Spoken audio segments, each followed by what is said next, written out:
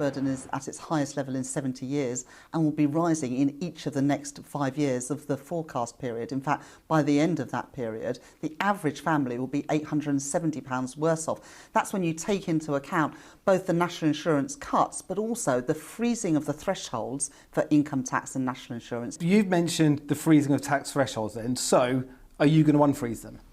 Well, look, I'm under no illusions about the scale of the challenge that I will inherit if I become Chancellor. Taxes have become so high under this Conservative government because they've failed to grow the economy. And that's what is needed now. We need economic growth. Wait a minute. You're unveiling a poster today that says the Tories are giving you a kicking on tax because they've frozen tax thresholds, and that's terrible, but yet you're not willing to unfreeze them yourselves. You're saying that you could give us that same kicking. I will not make any commitments without saying where the money's going to come from. That's one of the reasons why we're in the mess we are in today. Tomorrow is the anniversary of the two-child benefits limit. Just last week, former Prime Minister Gordon Brown said, quote, "The two-child rule is inequitous. The majority of three-child families are now in poverty, and that's a terrible indictment on our country." Will you scrap that policy?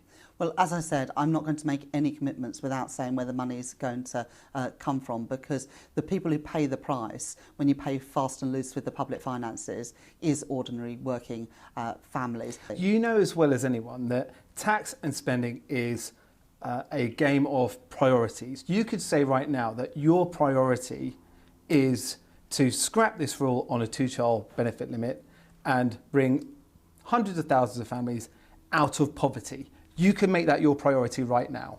You could just say that you do, and you'll find the money somewhere. Find the money somewhere. I mean, that sounds very Liz Truss. I'm not going to take that approach. I'm going to make sure that everything... you could make it your priority. You could say right now, that's my priority. Let me tell you about some of our priorities. We would get rid of the tax breaks, which means at the moment private schools don't pay VAT or business rates. And we'll put that money, every single penny of it, into young people at our state schools where 93% of kids are educated. We would get rid of the system where private equity bosses don't pay income tax on their bonuses, and we would put that money into frontline public services. Those are Labour priorities, and I think they are also the priorities of the British people. Well, let's do a quick fire round. So as of the 1st of April, a parent with a 2-year-old is eligible for 15 hours of free childcare. Are you going to be keeping that? We will deliver the entitlements that the government have set out. That's great. That's a yes. That's a yes. We'll keep the yes. Okay. Then there will be an extension to working parents of the 9 months from September. I think I've just answered all your questions. We are committed to the promises that parents have been made. One of the promises from September 2025, which is well after the next Paul, election. I've just answered all of your questions. We will honour the commitments that have been made to parents. So the 330 hours a week from September 25. Yes or no? Are you committing to that? I just have already committed. So that's a yes. That's a yes. But great. Paul, if you listen to the answers, I'm committing that we will honour the commitments that have been made to parents, because parents need to be able to plan for the future. I've got one last one for you. Okay, when you sat there during the budget and you look up and there's the Chancellor announcing a brand new policy which is nicked straight from your book on scrapping the nondon tax, what went through your head at that moment? Well, it shows that we're winning the battle of ideas. Come on, was there not a moment of,